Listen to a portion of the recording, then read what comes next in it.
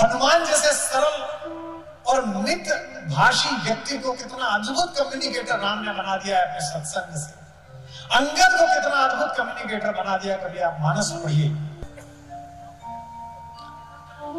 मारुति नंदन भगवान के जीवन में आने वाले सारे कष्टों का निवारण करते हैं। कितना अद्भुत बात है कि स्वामी तो पूरी दुनिया के कष्टों का निवारण करता है, और स्वामी पर जब कष्ट आता है तो सेवक उसका निवारण करता है।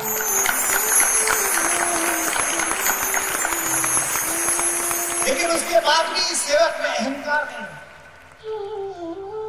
अगर देश में रहने वाला आदमी, अगर किसी संस्थान में काम करने वाला आदमी अपनी व्यक्तिगत योग्यताओं को देश से ऊपर समझता है तो वो देश का नागरिक होने योग्य नहीं है। उन्होंने मुझसे पहला सवाल पूछा कि राम की कथा में हनुमान का क्या अस्तित्व है। मैं जानता हूं इस परिसर में कहीं ना कहीं मारुति नंदन बैठे हुए हैं, क्योंकि जहां भी राम की चर्चा होती है वो उपस्थित होते हैं। मैं जानता हूं बरेली में यहाँ बैठा। किसी ने कहा कि ये सूर्य और पृथ्वी का मेल है। मैंने कहा कितना भी सूर्य चमके और कितनी भी पृथ्वी पर वनस्पतियां हो जाएं, अगर बीच में वायु ना हो तो हम में से कोई ना बचे वायु पुत्र के बिना। ये कथा देखा।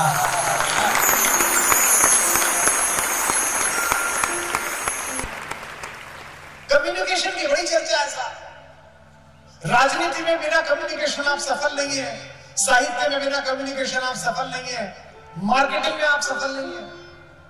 दुनिया का एक बड़ा व्यापारी है एलन मस्क, वो कम्युनिकेटर भी बहुत बड़ा है। सुबह से शाम तक ट्विटर पे बैठा रहता है। दुनिया के सारे बड़े नेता कम्युनिकेटर्स हैं। कम्युनिकेशन की बड़ी चर्चा है। लोग मुझ पर भी रीच कर कहते हैं कि आप पर सरस्वती की कृपा है। अगर कम्युनिकेशन भी सीखना हो, डिप्लोमेटिक कम्युनिकेशन सीखना हो, इस देश की सरकारों को अपने डिप्लोमेट्स को, आईएफएस अधिकारियों को रामचरितमानस पढ़ानी चाहिए, राम की कथा पढ़ानी चाहिए। वो आपको बताएगी कि घर में जो शत्रु है उससे कैसा कम्युनिकेशन करना है, जो बाहर शत्रु है उससे कैसा कम्युनिकेशन करना है। हनुमान जैसे सरल और मित भाषी व्यक्ति को कितना अद्भुत कम्युनिकेटर राम ने बना दिया है अपने सत्संग से। अंगद को कितना अद्भुत कम्युनिकेटर बना दिया, कभी आप मानस पढ़िए। मारुति नंदन भगवान के जीवन में आने वाले सारे कष्टों का निवारण करते हैं। कितना अद्भुत बात है कि स्वामी तो पूरी दुनिया के कष्टों का निवारण करता है, और स्वामी पर जब कष्ट आता है तो सेवक उसका निवारण करता है।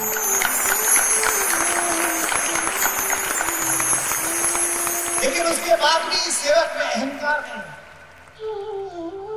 अगर देश में रहने वाला आदमी, अगर किसी संस्थान में काम करने वाला आदमी अपनी व्यक्तिगत योग्यताओं को देश से ऊपर समझता है तो वो देश का नागरिक होने योग्य नहीं है। अगर किसी संस्थान में काम करने वाला आदमी अपनी व्यक्तिगत योग्यताओं को संस्थान से ऊपर समझता है तो संस्थान में काम करने योग्य नहीं। जितने कॉर्पोरेट के लोग बैठे हो, अपने एम्प्लॉय रिलेशंस को समझना हो तो हनुमान और राम का रिलेशन समझवाना। एमबीए वालों से मत समझवाना, किसी भी पंडित को बुला के राम की कहानी सुनवा देना। हनुमान पर गर्व करने योग्य, अहंकार करने योग्य, स्वाभिमान करने योग्य सब कुछ है। उन्होंने बचपन में ही सिद्ध कर दिया कि वे कितने तेजस्वी हैं। बाल समय रविवक्ष दियो, तब दीनों लोग देव अधियारो। छोटे से थे तभी बता दिया उन्होंने। जूनियर ओलंपिक में रिकॉर्ड तोड़ दिया। वे पंच तत्वों में से एक वायु के पुत्र हैं। वे पंचकन्याओं में से एक पूजित माता अंजनी के बेटे हैं। वे भगवान शंकर के दत्तक पुत्र हैं। 11वां रुद्र उन्हें कहा जाता है। ब्रह्मा उनके गुरु हैं। वरुण ने उन्हें वरदान दिया कि तू पानी में नहीं डूबेगा बेटा। अग्नि ने उन्हें वरदान दिया तो अग्नि में नहीं जलेगा। लेकिन इसके बाद भी हनुमान कभी अपना परिचय ऐसे नहीं देते। हवाई जहाज में चले जाओ, पड़ोस में बैठे हुए आदमी से पूछो क्या करते हैं, बड़ी कंपनी में काम करता होगा, भारत के लिए काम करता होगा, तो वो ये नहीं बताता I did graduation from Cambridge, then I go to Harvard, then I work with। भाई ये क्या है? बाहर जाते समय, विश्व के किसी देश में जाते समय जो हाथ में भारत का पासपोर्ट है उसके ऊपर जो अशोक चक्र छपा हुआ है वो तुम्हें इस बात की पात्रता देता है कि तुम देश के प्रधानमंत्री और विदेश मंत्री के बराबर ही शक्तिशाली हो। बाहर जाओ तो विदेश में जाते समय सदा याद रखो कि यहां तुम किसी दल के, किसी जाति के, किसी संप्रदाय के, किसी धर्म के व्यक्ति नहीं हो, यहां भारत के प्रतिनिधि हो। तुम्हारे माध्यम से भारत बोल रहा है। पराधीन देश के लिए स्वतंत्र चेतना वाले सन्यासी ने 7 दिन तक चलने वाली धर्म संसद के आखिरी दिन जब खड़े होकर पहला संबोधन दिया था, my American brothers and sisters, तो उस विवेकानंद के लिए आधा घंटे तक तालियां गूंजती रही थी, क्योंकि संबोधन ऐसा उन्होंने भारत के अंग्रेजों का साथ दे रहे राजाओं की निंदा नहीं की। उन्होंने भारत के धर्म का प्रतिपादन किया था, भारतीय होने का प्रतिपादन किया। तो जब लक्ष्मण जी को मूर्छा आई तो राम का संकट टालने के लिए इस परिसर में बैठे हुए अंजनी पुत्र को काम सौंपा गया कि आप चलिए। आकाश में जब चले संजीवनी लेने के लिए हनुमान, तो सूर्य आकाश में निकल रहा था। आप कहेंगे रात का समय था। बरेली वालों, सूरज कभी नहीं डूबता, सूरज थोड़ी डूबता। हमारी मां पृथ्वी हमें गोद में लेकर हमारे पिता सूर्य की ओर से पीठ कर लेती है। मां को कुछ कह नहीं पाते तो पिता को दोष दे देते हैं कि पिता डूब गया है। ये बड़ा भारतीय संस्कार है कि मां की तरफ ज्यादा उन्मुख रहता है, इसलिए एक बार पिता को बोल सकते हैं, मां को कभी नहीं बोल। तो आकाश में सूर्य दिखाई दिया। भगवान राम के अलावा किसी को ईश्वर न मानने वाले हनुमान का संवाद सूर्य से जो राधेश्याम जी ने लिखा, मैं न्यौछावर हूं उसमें। इंडियन फॉरेन एकेडमी में यह डायलॉग सिखाया जाना चाहिए राधेश्याम रामायण का, कि अगर किसी शक्तिशाली देश से संवाद करना हो तो ऐसे करो जैसे हनुमान करते हैं।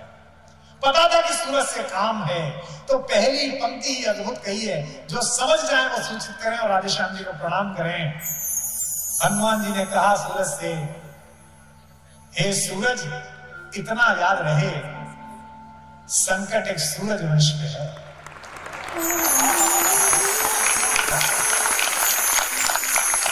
इसे कहते हैं डिप्लोमेसी, इसे कहते हैं डायलॉग की डिप्लोमेसी। क्योंकि राम भी तो सूर्यवंशी है, लक्ष्मण भी तो सूर्यवंशी है। सूरज से कह रहे हैं मेरा काम नहीं है, तुम्हारा काम है। आज हमको लोग सिखा रहे हैं यूक्रेन की तस्वीरें दिखाकर कि यूक्रेन में मनुष्यता शर्मसार हो रही है। हमसे कहते हैं कि आप इधर बोलोगे किधर बोलोगे। दुनिया की मनुष्यता के झंडा बरदारों, दुनिया में मानवाधिकारों का ढिढोरा पीटने वालों, भारत को मत समझाओ किधर खड़े होना है। जब ये दुष्ट पड़ोसी हमारी तरफ अमेरिका से भीख में मिले हुए हथियार लेकर चला था तो कोई नहीं आया था, उस समय रूस आया था हमें बचाने के लिए, हम उसके साथ खड़े थे। हमको क्या सिखा? ये सूरज इतना याद रहे, संकट एक सूरज वंश पे है। लंका के नीच राहु द्वारा आघात दिनेश वंश पर है। और विनम्रता देखिए, इतने शक्तिशाली व्यक्ति की विनम्रता, डिप्लोमेसी देखिए। इसलिए छिपे रहना भगवान, जिसने राम के अलावा किसी को भगवान नहीं कहा, वो सूर्य से कह रहा है। ये राधेश्याम जी का कमाल था। इसलिए छिपे रहना भगवान, जब तक न जड़ी पहुंचा दूं मैं, बस तभी प्रकट होना दिनकर जब संकट निशा मिटा दूं मैं। मेरे आने से पहले, फिर भावुक भी कर रहा है, मेरे आने से पहले यदि किरणों का चमत्कार होगा तो सूर्यवंश में सूर्यदेव निश्चित ही अंधकार होगा। कहते हैं कि बहुत मुझे उम्मीद है, आशा है, स्वल्प प्रार्थना यह सच्चे जी से स्वीकारोगे। आतुर की आर्त अवस्था को होकर कर्नाड निहारोगे। 8 पंक्तियां विनम्रता की और बाद में 2 पंक्ति भारतीय तेवरों की। इस देश का तेवर ऐसा होना चाहिए, इस देश के विदेश मंत्री, प्रधानमंत्री, इस देश के रक्षा मंत्री, गृह मंत्री की भाषा ये होनी चाहिए जो हनुमान कह रहे राधेश्याम रामायण के मुख से। मैं धीमे से पढ़ूंगा और विस्फोट पैदा होगा यहाँ भारतीय स्वाभिमान का। अन्यथा क्षमा करना दिनकर, अंजनी तने से पाला है। बचपन से जान रहे हो तुम हनुमत कितना मतवाला।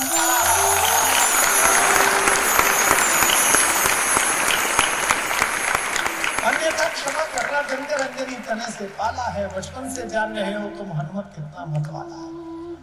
और धमकी भी हो तो ऐसी हो, इस तरह की हो जो इसमें दी गई। मैंने तो ऐसी धमकी ना पढ़ी, ना मुझे कोई संभावना दिखती है। फिर प्रणाम करें हम राधे श्याम जी को।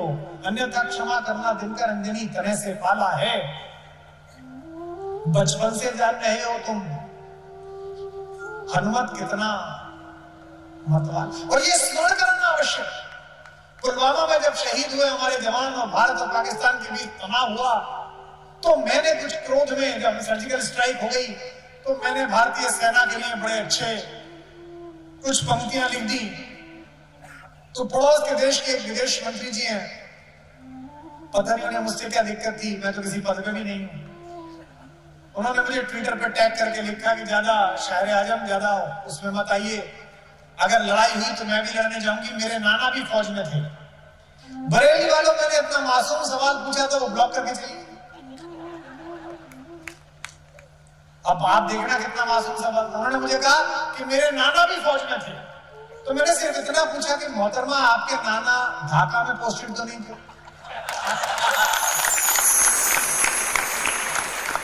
अन्यथा क्षमा करना दिनकर अंजनी तने से पाला। रिमाइंडर, बचपन से जान रहे हो तुम हनुमत कितना मतवाला है। ये दो पंक्ति चेतावनी, भारत का स्वाभिमान मुख में तुमको धर रखने का, फिर वही क्रूर साधन होगा। बंदी मोचन तब होगा जब लक्ष्मण का दुख मोचन।